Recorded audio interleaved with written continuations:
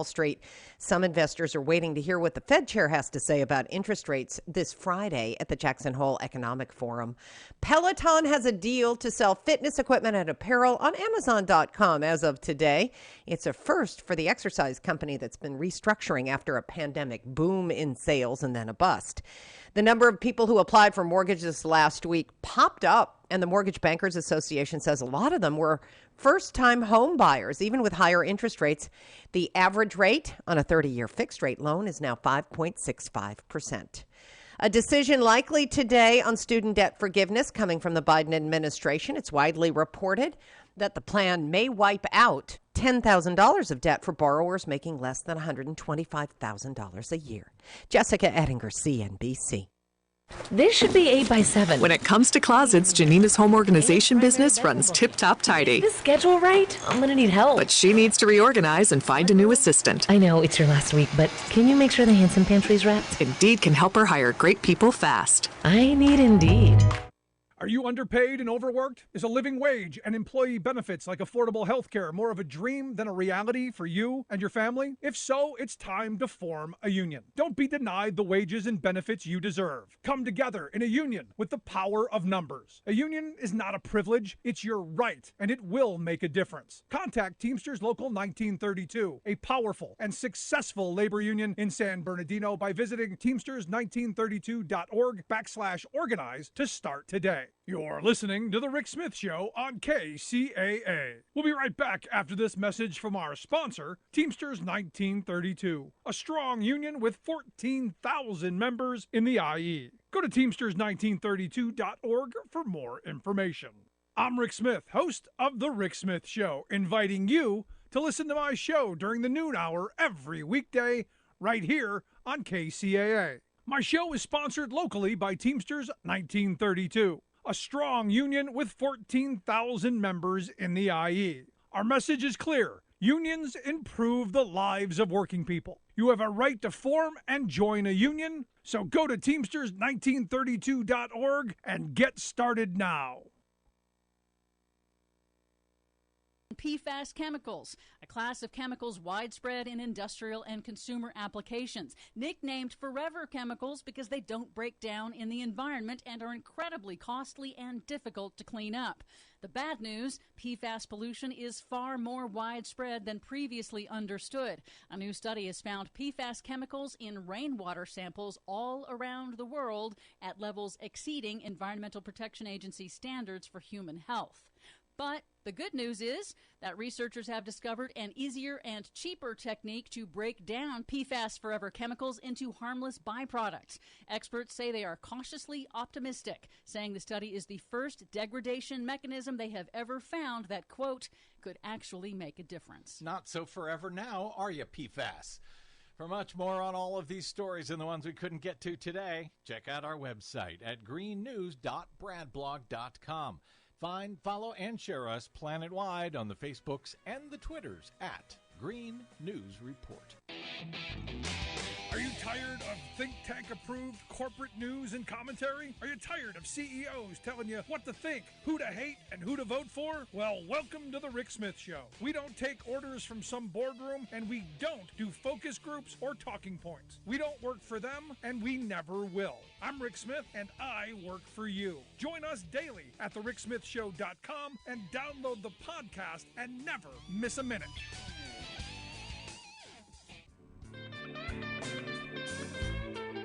Welcome back to the Rick Smith Show. Now, here is Rick Smith.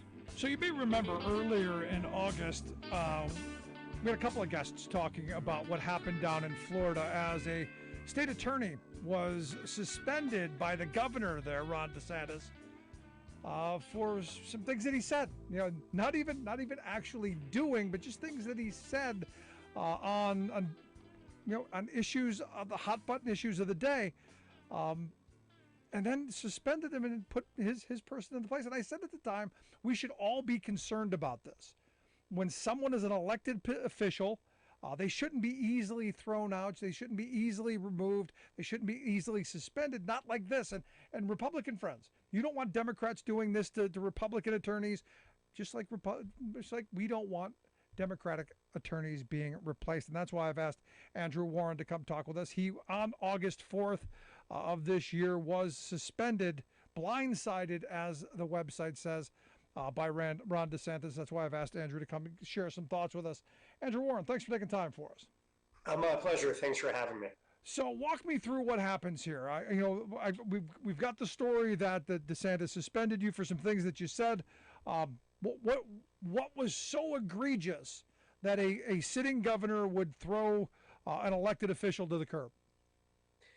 Well, I don't think it has anything to do with even what I did or what I said. This is really about the governor's presidential ambitions. This is a flagrant abuse of his power. And he's doing it to attack my free speech, to throw out the votes of hundreds of thousands of Floridians. And it appears to be just something so he can add it to a line in his stump speech. He's been off in Arizona, New Mexico, and Pennsylvania, not doing the job of governor of Florida, but instead, talking about how tough he is and, throwing out there that he suspended me as a prosecutor. Now, my first question was, does he have the authority to do that? To be able to take someone who was elected by the voters and basically throw him to the curb and replace him with a sycophant that, from what I understand, that he replaced him with. Does he have this power? He doesn't.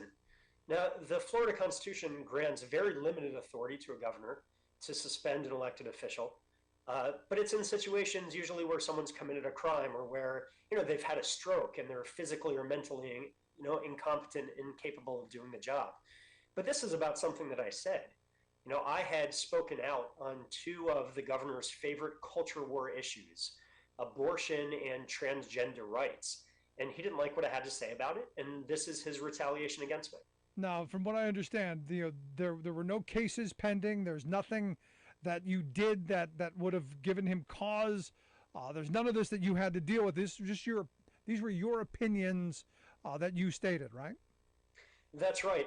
And what's important to keep in mind, too, is, I'm not some fire-breathing partisan here. I've spoken out on issues that affect the criminal justice system.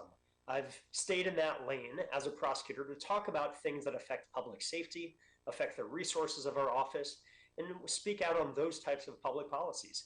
And here there was talk about criminalizing abortion and a 15-week ban.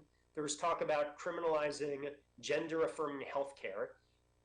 What's interesting in this situation is that the law on the abortion law, the 15-week ban, was held unconstitutional, and the gender-affirming healthcare law, one doesn't even exist in the state of Florida. So not only have no cases been in front of me, but I couldn't be expected to enforce a law, one that doesn't exist, and another law that's unconstitutional. So this is just pure abuse of power. And something that everyone should be concerned about, because look, you were an elected official, voters put you in that position, and now you've got a governor who appears to have overreached in any power that he may have had. Let's start there. This seems like a massive overreach. This seems like a massive abuse of power. It is. And Rick, you're exactly right. I mean, this is about so much more than my position. This is about the ability for a governor to overturn an election, to throw out people's votes. I mean, in 2020, I had 370,000 people vote for me in an election after they had seen what I'd done for 4 years, after they had seen my record, the fact that crime had come down, the innovations we'd implemented in the office. They had seen that success. They were able to determine whether they trusted my judgment, my vision, and they voted, yes, we want Andrew to stay on as state attorney for another 4 years. But what the governor is doing here is saying, your vote doesn't matter. The people's vote doesn't matter. I don't like him, so I'm going to take him out of office and put someone else in. And that is a really scary thing for our democracy. Look, we can argue about politics. We can argue about policies. We fight about the color of the sky, it seems, these days. But the one thing that we should be able to all agree on is democracy, that people's votes matter and the people get to elect their elected officials. Sadly, that doesn't seem, Andrew, to be where both parties are right now. I mean, we've got a guy running in my state of Pennsylvania who's, in Doug Mastriano, who has said that he should be able to set aside an election and the General Assembly should be able to decide. That's scary stuff because what we have right now is an ideological thought process that the ballot box doesn't matter because, well, evidently, if we don't win, the ballot box is rigged, and people have bought this. And I've brought your situation up to numerous Republican friends, and they're like, well, he should have done what he was supposed to do, without actually knowing what it is you did or didn't do, because, well, they bought that T-shirt. That's right. I mean, look, we've seen across this country that some people tried to overthrow an election on January 6th. Governor DeSantis did it on August 4th. He just said, I don't like the outcome. I'm going to take out this guy who's from the opposite party as I am, and I'm going to put someone in from my own party. It should send chills down the spine of every American who really cherishes our democracy. Whether you agree with the policies or disagree, whether you voted for the winner or not, democracy works by having the people elect their elected officials. This isn't North Korea, this isn't Russia, this isn't Venezuela, where the dictator gets to decide who's in positions of power over the will of the people. No, look, I don't want Democrats having the power to replace elected officials, just as I don't want Ron DeSantis and other Republicans to have this power. I think the rule of law is important. The ballot box is important. So the question that I have for you is, clearly this is going to make its way through the court system. Clearly this is going to work itself out. Where does the process take you now that you've been suspended? And I guess the other side of this is your replacement. What kind of horrible things are going on with your replacement?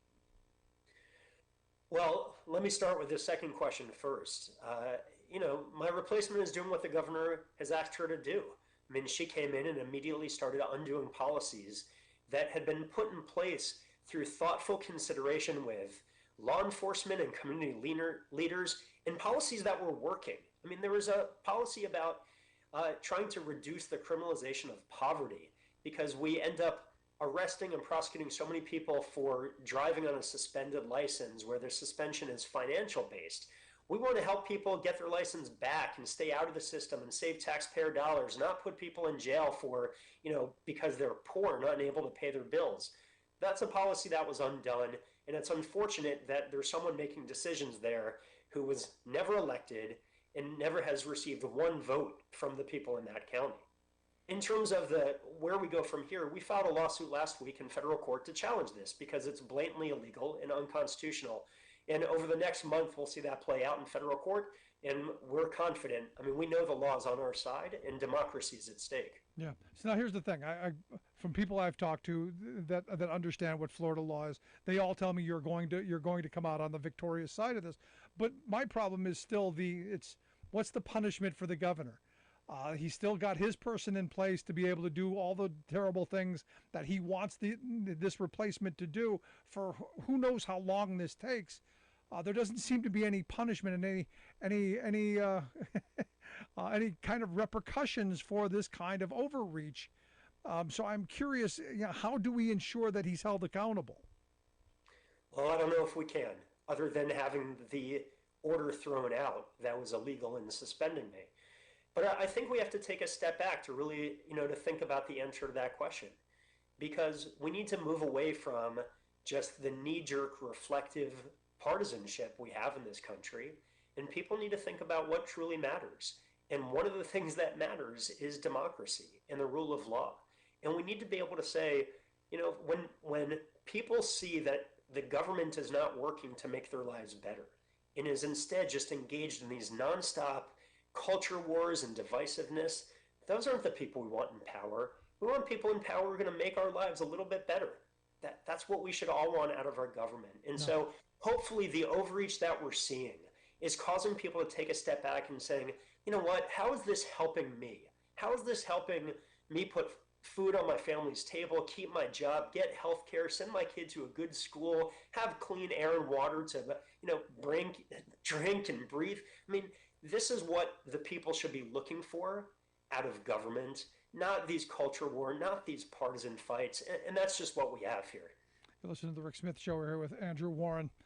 He is the elected state attorney for Tampa, and the guy who was suspended by Ron DeSantis. If you want to check out his website, andrewwarrenfl.com, we'll get links out on social media how you can check this out and maybe get involved. Is there something that our listeners can do? Is there some ask? Is there some petition? Is there anything people can do to support what you're doing?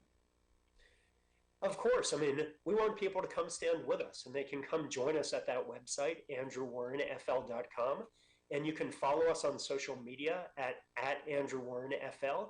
But I think most important is for people to express their voice on this. Speak out. If you're Republican, Democrat, Independent, it doesn't matter. Everybody should be outraged at the idea that an elected official can just nullify your vote and throw out the results of an election. Yeah, I mean, I got to tell you, Andrew, had you told me 10 years ago we'd be in the position that we're in with the kind of abuse of power that we see coming from a lot of our Republican governors and the legislatures that are pushing these horribly hateful pieces of legislation, I don't think I would have believed that we have gone as far off the deep end as we are. Now, look, they were talking about doing all this stuff a decade or two ago. They've always wanted to go this way, but I'm telling you, I'm shocked that the people of this country have put up with as much as they put up with so far.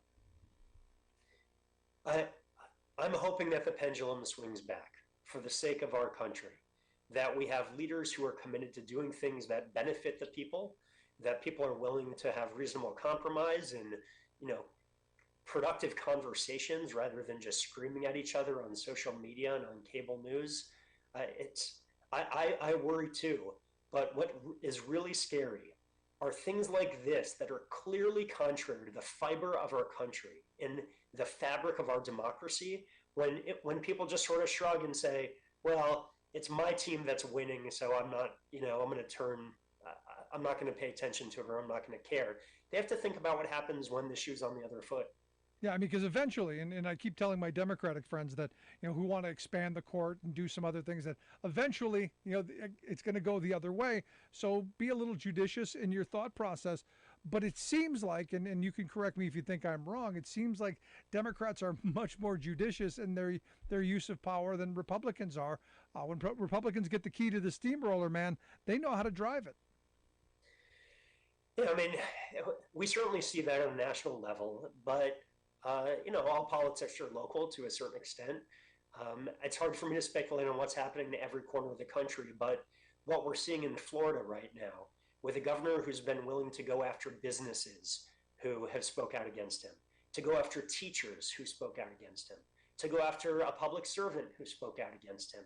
This is really scary stuff, and people should be worried about what they're able to say, the freedoms that are now being taken away from them, and again, just the threat to our democracy and undermining the integrity and outcome of elections. Yeah, I mean, I like I said, when I saw the story, I'm going, this is the beginning of heading in an absolute wrong direction, which is why I hope folks will go to andrewwarrenfl.com. Check that out. I think there's a donate button to help you with legal bills and all that, right? There is indeed. The governor is bankrolling this fight on the taxpayer dollars, which is ironic because he's subverting the will of the people and using their money to pay for it.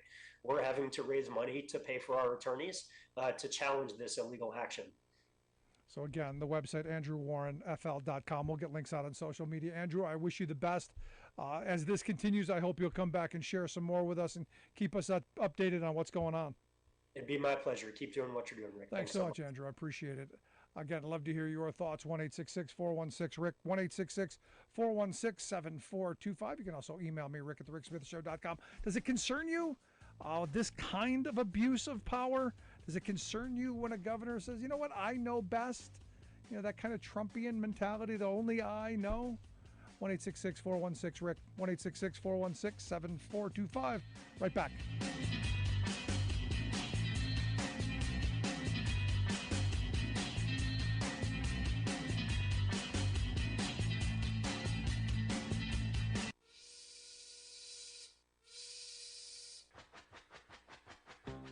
If you're a fan of the show, you've heard our labor history in 2 segments, and you can hear them on the radio pretty much anywhere in the U.S. Labor history has never been more important than it is right now.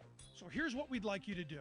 Tell a teacher. Tell a teacher that labor history is important and that they can get digestible 2-minute lessons that are absolutely free. Free to download, free to use, free to share. Tell a teacher to go to thericksmithshow.com/history and help us put labor back where it belongs, in the classroom. Generations of American workers fought, bled, and died to build the American way of life. It's our job to keep their stories alive. Go tell a teacher that we're here to help them do just that. Find us at thericksmithshow.com/history today.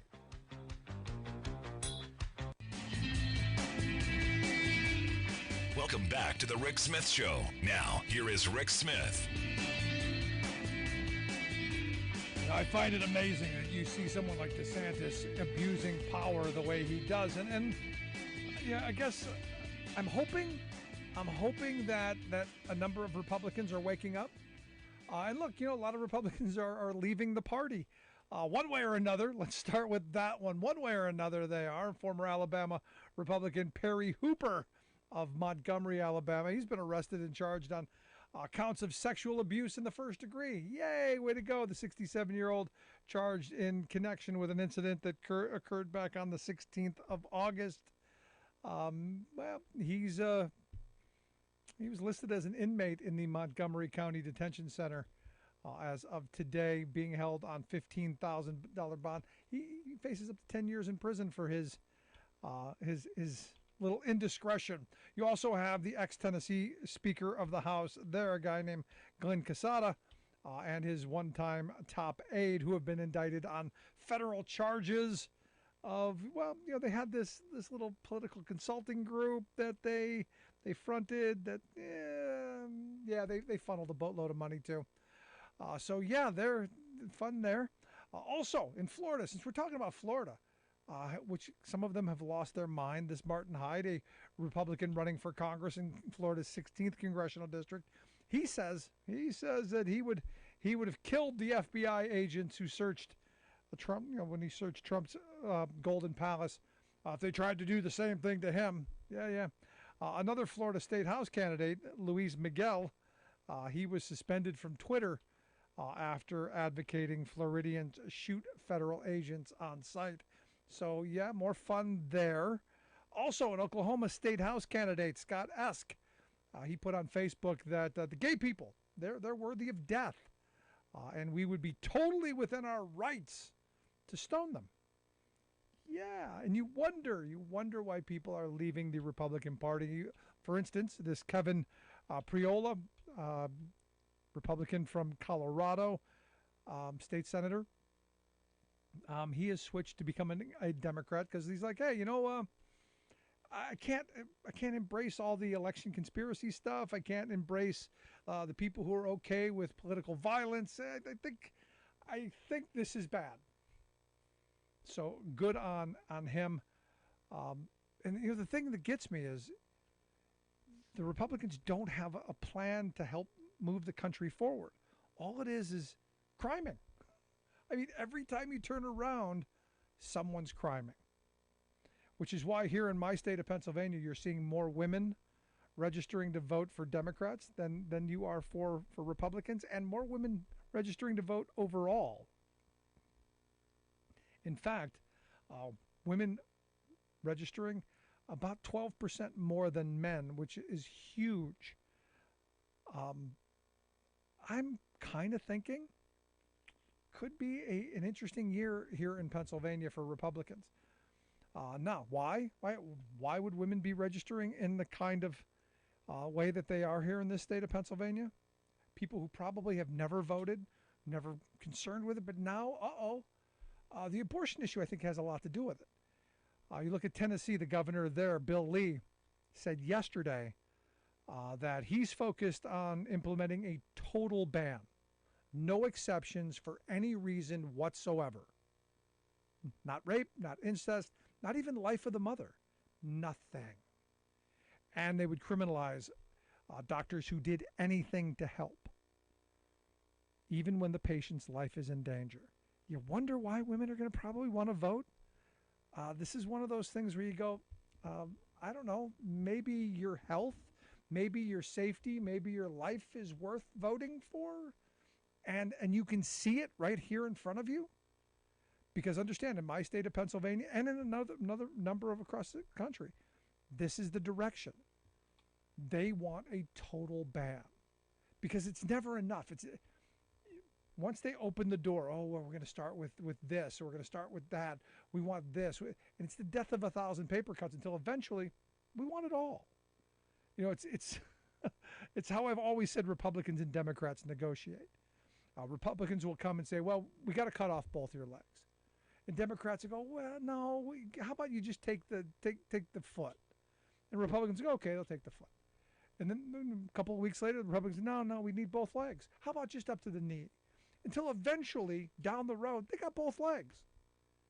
They chopped you off right at the waist. This is where people standing up and saying no more has to happen this election cycle. And I'll tell you, I'm thrilled to see that in my state here that women are paying attention. Because the guy who's running for governor here, this Doug Mastriano, this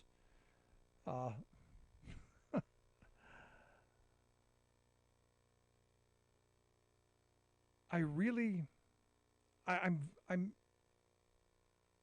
never speechless. I'm rarely ever afraid of anyone. This guy scares me.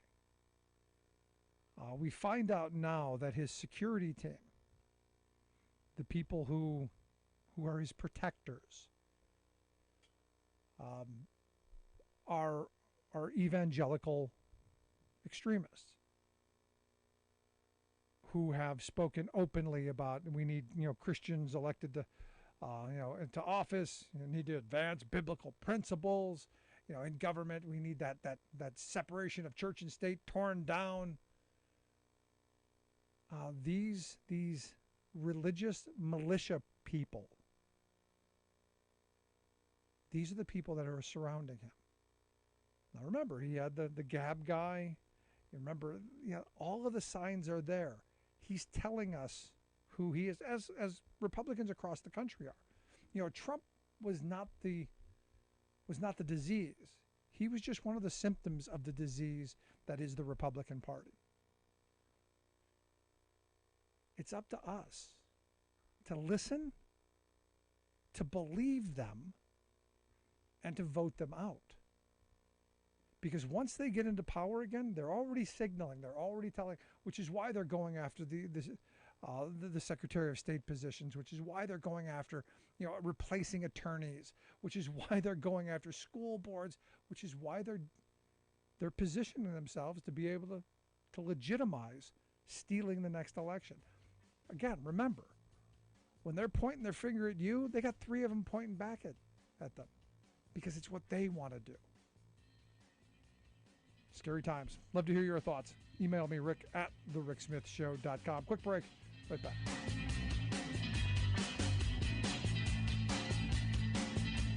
I'm Rick Smith, and this is Labor History in 2.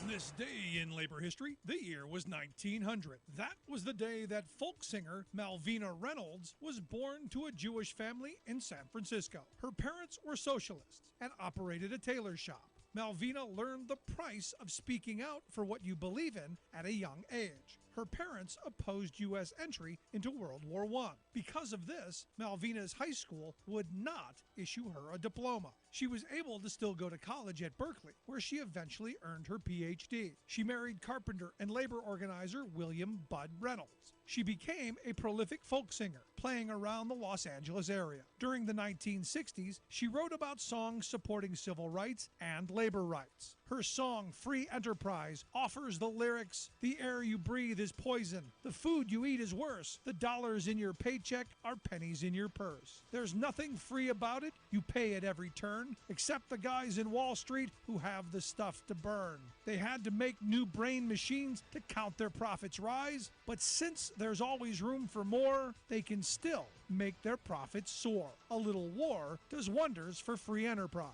Perhaps her most well-known song is Little Boxes. The song was inspired by driving by hillside houses in Daly City, California. It talks about the conformity of middle-class suburbia. Let's all gather round the campfire, buckaroos, and let old Cactus Jim here tell you about some of today's hardy, hard-working cowboys. Yes, those manly men who live free-spirited, yippee-ki-yi-yo cowboy lives out in the rustic ranch country of the Rocky Mountain West. Oh, wait, that was a century ago. The cowboys who are now humming Home on the Range across Montana, Idaho, and Wyoming are multimillionaire and billionaire corporate titans and celebrities like Rupert Murdoch, Bill Gates, and Bruce Willis. They don't really live there nor mix with the locals, nor do they actually ranch their spectacular 300,000-acre spreads since they don't know how. So they hire real ranching outfits to bring in some cattle, sheep, and other ranching accoutrements. Then they fly in on private jets occasionally and strut around like John Wayne. They are, in a word, pathetic. But they surely are land barons, spending up to $200 million each for their vast spreads. Indeed, these dilettantes rule the availability of ranch land and scenic wilderness, pricing out people who really want to ranch and locking out families who want to experience some of nature's most majestic rivers and mountains. 15 years ago, the biggest private landowners held 27 million acres. Now, they've grabbed 42 million acres for themselves. Well, say apologists for wealth concentration, they bought the land with their money, so it's fair and square. But hold on, Slick. They don't come here just for the views, hunting, and exclusivity. Their ranches get generous land subsidies. Plus, states like Wyoming provide no-tax hideaways for their wealth. This is Jim Hightower saying, so even though you and I are shut out of these gated land baronies, at least we can take pride in knowing that it's our tax dollars that help the rich buy them and lock the gates. There, doesn't that make you feel better?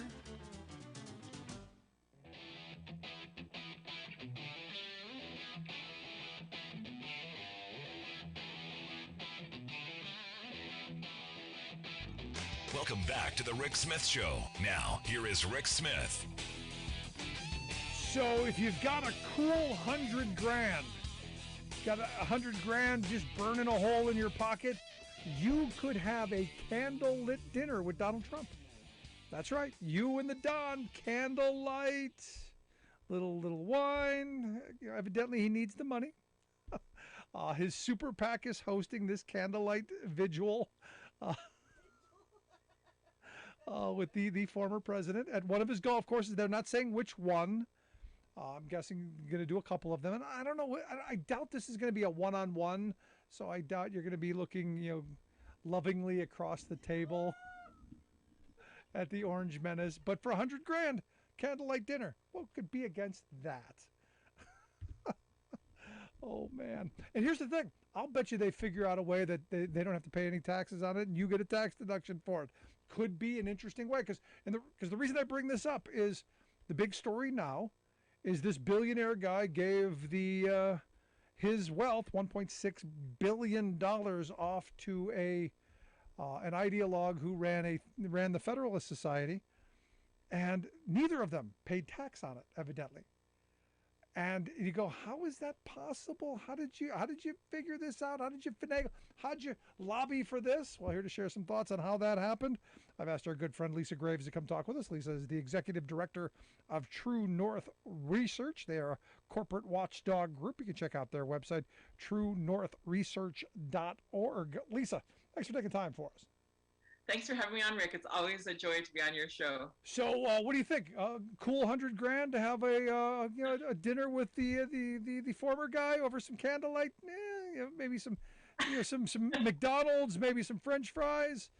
Not in a million years. Although I do get basically every couple hours an appeal from him or his sons claiming they desperately need the money. The other day they sent one that said they needed $2 right now to save democracy while they're in the middle of destroying it. So.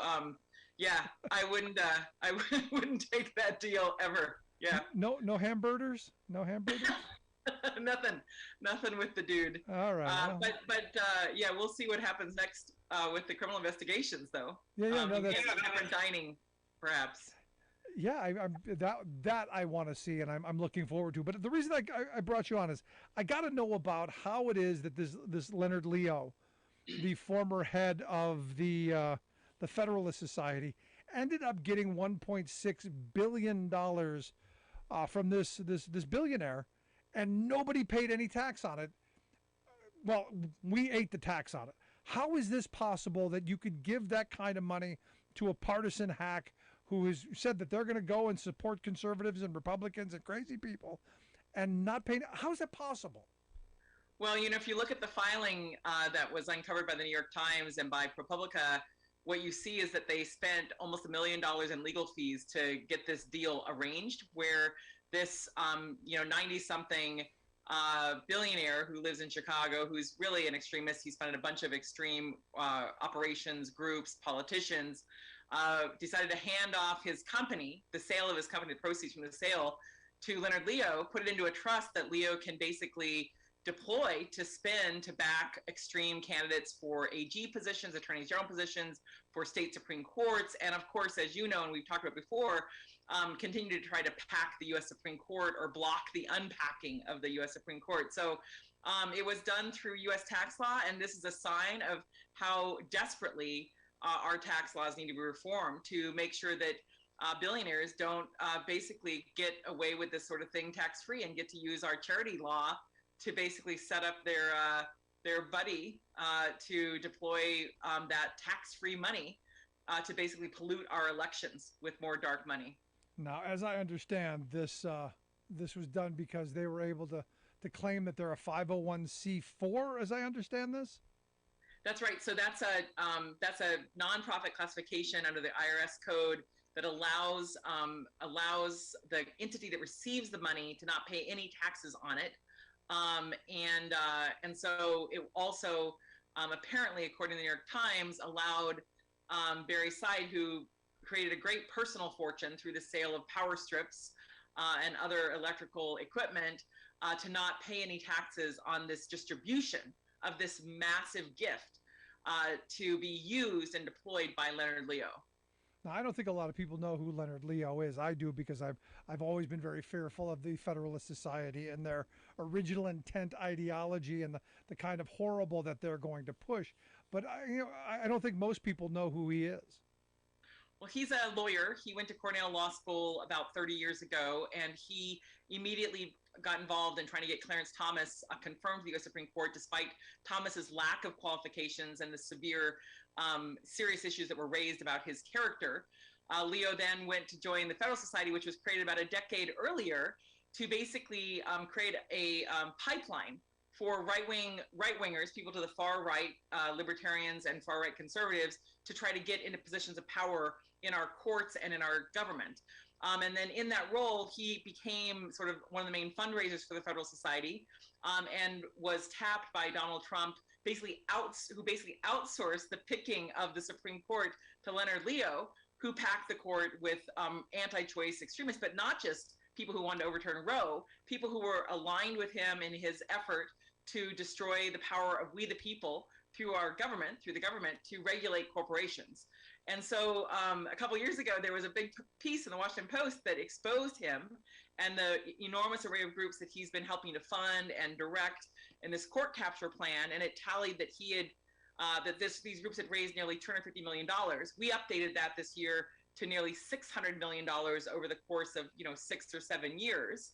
And he has been the groups that he basically coordinates are the biggest funder of the Republican Attorneys General Association, the group that is the Republican AGs for the states, as they've been attacking the Affordable Care Act, environmental regulations, all sorts of just common sense, good measures to try to make our lives better. It's not the Koch Industries, which funds RAGA, Republican Attorney General Association. It's not the Chamber of Commerce. The biggest funder of the Republican Attorneys General, as Coral Davenport reported in the New York Times this summer, is Leonard Leo's operation. So you have a guy who's involved in capturing the Supreme Court, trying to capture these state AG positions, state Supreme Courts, and it turns out that Leonard Leo was also instrumental in helping to set up Josh Hawley for his political career. Wow. And these are people that nobody really hears of, like this billionaire who just gave away $1.6 billion. And yet, when asked about this, Leonard Leo, said, well, you're George Soros. Everything seems to be about George Soros. Yet there are literally hundreds of these Barry Saids out there that we never hear of, who spend, unimaginable amounts of money getting their way and their ideology pushed through. Yeah, I mean, we see them pop up from time to time, like the Mercers. Suddenly this hedge fund guy and his daughter, who seems, pretty off her rocker, both of them are pretty extreme. very extreme allies with Steve Bannon, involved in the Cambridge Analytica stuff, backing Trump despite his obvious malice and incompetence. The Mercers, are big rich billionaires. There was the couple that was in Las Vegas that had made a huge fortune in gambling worldwide that was, backing Donald Trump. One of them passed away, but the wife is still alive. You've got this guy, Barry Side, who, he's sort of notorious for the fact that there's solid reporting that he is one of the main backers of this thing called the Heartland Institute, which ran billboards that claim that people who believe in climate change are just like the Unabomber, Ted Kaczynski, which is, first of all, ridiculous, and second of all, offensive. But, they are big climate change deniers. And so he's backed them. He backed some really grotesque anti-Muslim films that then he denied. He said he didn't give to that group because he gave to a pass-through that secretized his money called Donors Trust. And, he's someone who I uncovered a couple years ago, was involved in basically bankrolling Supreme Court briefs without the public knowing that this single guy was one of the main funders of briefs to the U.S. Supreme Court to try to change our rights, limit our freedoms, and limit our ability to regulate corporations. Yeah, that's mind-blowing, really. You're listening to the Rick Smith Show here with Lisa Graves. She's the executive director of True North Research. They're a corporate watchdog group. Check out their website, truenorthresearch.org. We'll get links out on social media, how you can do that. It's incredible to me that, most of us never hear about this massive amount of money that goes into our political system. Ever since Citizens United, it's just been open. It's just been, it's been open field. And we wonder why that, there's so much wealth and power at the top, dominating our politics. As you said, it was $1 million in legal fees to do this, to get this done. How much would they have had to spend had they had to pay tax on this? The return on investment is enormous for these rich people to buy politicians, to buy our laws off. And this is another example of why we need massive tax reform. And this is something that I would hope even my conservative friends would go, this is obscene. This is ridiculous. Yeah, it is really obscene. When you think about how much ordinary people are paying in taxes, let's say it's 35, 40% when you add up everything. That does go to support our roads and Social Security and, things like that. If a business were taxed at that rate, and it was actually taxed at that rate, this deal would have put another $300 to $400 million into our ability to spend that as citizens to help support the things we need in this country, to help support people having access to public health care, having better public schools.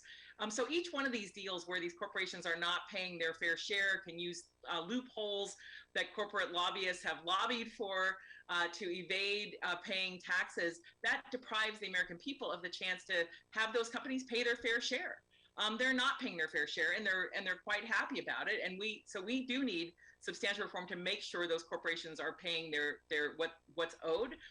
There were some breakthroughs in the Inflation Reduction Act to try to address some of that, but we need much bigger reform to make sure that both corporations and CEOs are paying their fair share, because they're not. And we also need to close off these sort of loopholes that have allowed so much of this excess money, this enormous wealth that they've amassed, to be then reinvested into our political system, as you said, Rick, because of Citizens United, which was an illegitimate decision by the Roberts Court to destroy decades of campaign finance laws, anti-corruption laws, to allow these C4 groups, these 501c4s, to spend enormous money to influence our elections, to basically go around the campaign laws, which say if you want to give $100,000 or $1 million to a candidate, a federal candidate, you cannot. That's wrong. It's corrupt. But if you give $1 million to a group that backs that candidate, that candidate, loves that candidate, that they're buddies with, if they're not coordinating directly, and they don't say vote for this person, they just say, their opponent is terrible, then they basically get away with it. And that's just wrong. It has destroyed our fair elections. And the result of that isn't just that we've had some people who are getting into office who really are unsuited for office, who don't have the ethics or morals to serve the public, but also it's driven this extremism, because the politicians who are backed by these billionaires, they don't have to be accountable to you or me or other people. They don't really have to pay attention to the ballot box, because they get to cut the maps to protect themselves from any accountability for doing the bidding of these super rich people and not us. I mean, that is democratic at its roots. No, I'm right there with you. But what do you say to the people? Because I know my conservative friends are out there listening, going, but George Soros, but the left, they do it too. Do they do it too? I mean, is it equal? Does it equal out? Because George Soros has got all this money. Do we see on the left, them getting $1.6 billion tax free to be used in an unholy war chest? Well, it's not equal, although Leonard Leo tries to spin it that it is. It's just not. In fact, George Soros, a lot of his spending has been around civil society, trying to ensure that there are basically support for public schools, for democratic norms in society, for rule of law, not really injecting into these campaigns in the way that Leonard Leo has been involved with, fundraising for the Republican Attorneys General Association, basically giving money from his secret billionaire funders to Raga. Or through the pass-throughs to Raga, which then washes that money and puts it into those AG races, so that those attorneys general, whose real job is supposed to be the top law enforcement of the state, protecting the interests of the people of the state, instead, what they're doing is doing the bidding of the corporations that those AGs are supposed to be regulating, keeping an eye on. They're not, because they're getting this money washed through. So, there was in 2020, there was a story that supposedly the left had spent just as much money as the right, or had just exceeded the money that the right spent in that election. But for the 10 years or 9 years since Citizens United, before then, the Republicans outpaced the Democrats every single year on this sort of outside spending. And the fact is that the right wing has much more, many more billionaires at their disposal to get involved in politics, because many of these people are inherently anti-regulation. It's very hard to get money to have a counter, for example, at the American Legislative Exchange Council, because the people, like the counter to the American Legislative Exchange Council, which is funded by corporations, it's hard to get money from corporations to say, hey, we want to regulate you to make sure you don't harm the American people. They're not going to get funding. And so it's just not the same. It's not a level playing field. And the Citizens United has just created this tsunami of dark money that has allowed operatives, right-wing extremists like Leonard Leo, if he doesn't believe in abortion for himself, obviously he doesn't ever need one, or his kids, that's fine. That's his belief. But for him to have the arrogance to try to impose his personal religious beliefs on other people as binding law, that is just contrary to how America, in the 21st century should be operating. Yeah. People should have a right to their own conscience, but they should not be trying to impose their personal religious beliefs on other people through the Supreme Court or other courts. No, and the other part of this is, look, they of course they're going to be against regulation. Of course they're going to be against higher taxes. Of course they're going to be against, all of the things that working class people are in favor of, because they feel like they're in control. No one should be able to regulate or to tax them or any of that, because, well, they're special. Yeah, I mean, the thing is that when you look at Charles Koch, who's, been funding Leonard Leo's operations for a long time too, alongside Barry Side, who has also been funding Koch's operations, these, billionaire alliances. The fact is that Charles Koch thinks that taxation is theft. That's his belief. He wants to kill taxation anywhere. He also opposes the minimum wage, any minimum wage. He opposes labor unions, any labor. These are extreme views that are, entertained by super rich, super elite, super, right-wing people. These are not views that reflect what the American society, the American people want. We want to have good wages. We want to have a safety net. Billionaires like Koch or Side, they don't need that safety net. They don't need the Affordable Care Act. They've got the best money, the most money. They can do anything they want. Yeah. But people like Warren Buffett have talked about how outrageous it is that he pays less in taxes than his secretary. That's the reality in America. And these right-wing political funders, they like that reality. They're happy with that reality. They think that's just. It's unjust. It's unfair. It's not progressive. And the fact is, the Constitution was amended years ago to allow us to have taxation as a basis for funding our government and funding services to the American people and the services the American people need. And so it really is, in some ways, a very a moral fight where they're basically trying to deny revenue that the public is allowed to raise from them paying their fair share of taxes, and they don't want to pay. So last question I've got for you, how do we fix this? Well, there's a lot of things that we're going to have to do. One of them is vote. First of all, that's the core thing that needs to happen is people need to vote and try to, push back against this extreme right-wing agenda that's being foisted on us by a minority of extremists. But second of all, there are reforms that Senator Whitehouse and others have put forward. There are reforms for transparency. There are reforms for voting. There are tremendously important pieces of legislation that Congress could pass if Joe Manchin and all the Republicans would get out of the way and let America actually have a thriving democracy versus trying to subvert it by supporting, Trump's extreme agenda to make it harder for Americans to vote and to distort the election process by installing conspiracy theorists at every level of government. So we have a lot of work to do, but I'm confident, Rick, that you and your listeners and others, that we can come together to stand up against this, wrong path that this extreme right wing and the billionaires who are backing them are trying to put us on. There you go. Lisa, I appreciate the time. As always, great stuff. Keep up the great work. Hey, thanks, Rick. Always enjoyed being on your show. Appreciate everything you do, and thanks, everyone. Thanks so much. Lisa Graves. She's the executive director there at True North Research. Make sure you check out the website, truenorthresearch.org. We'll get links out on social media. How you can take a look at that. Can take a quick break. Right back. Stick around. You're listening to The Rick Smith Show.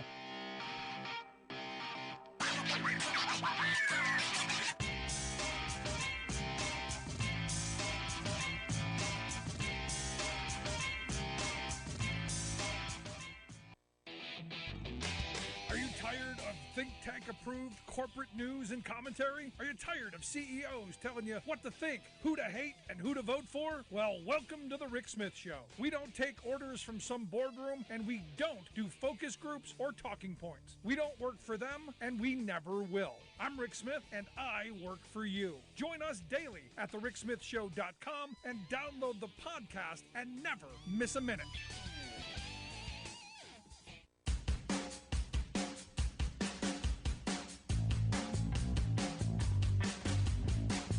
Welcome back to the Rick Smith Show. Check out our website, thericksmithshow.com. So, some more stories on the raid of the Golden Palace. They're saying that documents found in the 15 boxes from Trump's Golden Palace back in January were marked classified at a level suggesting that they contain some of the government's most secretive documents, some of the most sensitive documents. Also, we find out that the National Archives letter to Trump's lawyers back in May basically outlined the urgency to get those documents back, and they did nothing. In fact, what they're saying now is 300 classified documents, about 700 pages of classified material, including what they're calling special access program material. This is the kind of scary stuff that we were talking about earlier. Stuff on, the CIA, where the NSA, National Security Agency, the FBI, all with, kind of, why would you be taking this kind of stuff? We also find out that the Department of Justice issued 2 subpoenas prior to the raid of the Golden Palace, one for the documents on May 11th and another for security footage from late June, because they wanted to see the comings and goings. This is one of those scenarios where you go, why would Trump take all these documents? And the argument that they make that, well, he can declassify them. No, you can't retroactively go, I've decided I'm going to declassify. You don't get to do that. There is no secret executive order. That was a fallacy. What was he doing with it? And this is why, again, I look at these moments and I come back to my first thought originally was just vanity. All of the stories that we know about Trump, all of the stories that he's told about himself, vanity. Look what I have. Big man syndrome. I look how important I am. But now that you find out kind of a little bit of what may have been there, it's starting to. I'm starting to have some real questions about motive, and I'm starting to have some real questions about why. And I think, even supporters of Trump should be going, why? Why would you put yourself in this? Now, for all of the talk of, political persecution and all of that nonsense that we hear coming from the right, look what they're doing in Florida. When we just earlier in the hour talking to Andrew Warren, look at the overreach of power that they're doing. Again, I come back to when they accuse Democrats of doing something, they do that because it's what they're doing. When they're pointing the finger at somebody else, it's because what they're doing. It's what's in their head. And this is where we've got to pay attention to the words that they use. Pay attention to the direction that they're sending us. And then ultimately demand accountability. Am I happy the fact that the ex-president's house was searched? No. But you know what? We haven't had ex-presidents who decided that such a large amount of stuff should be theirs. It's really we should all be quite concerned. Now, I have friends who say, well, nothing should be classified, everything should be open for Freedom of Information Acts, and that's an argument. Not one they're making, but it is an argument. Going to be interesting to see where this goes, because I think at some point he has to be charged. There has to be charges coming forward, because this has to come to an investigation. This has to come to a public resolution. At least that's my thought. Love to hear yours. If anything I said today got under your skin, got on your nerves, or you agreed with, I'd love to hear it. Email me, rick@thericksmithshow.com. Angry stuff to the front of the line. I do answer all emails personally. If you missed any of the program, make sure you grab the podcast. Wherever you find yours, you'll find ours. Great to be back in the studio. Look forward to being back again tomorrow. Thanks so much for being here. We'll see you back here next time. You've been listening to The Rick Smith Show. Email Rick at rick@thericksmithshow.com.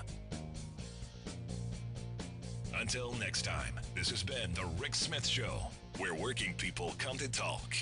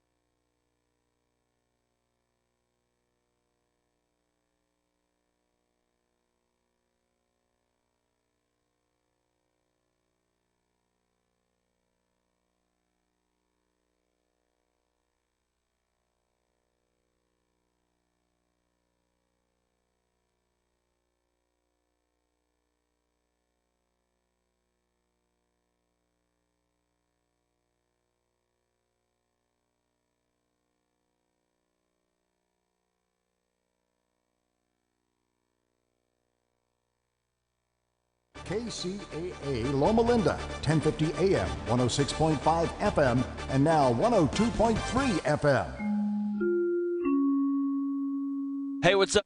AP News. I'm Ed Donahue. President Biden says he is following through on a campaign promise to help people weighed down by student loan debt. If you make under $125,000, you get $10,000 knocked off your student debt.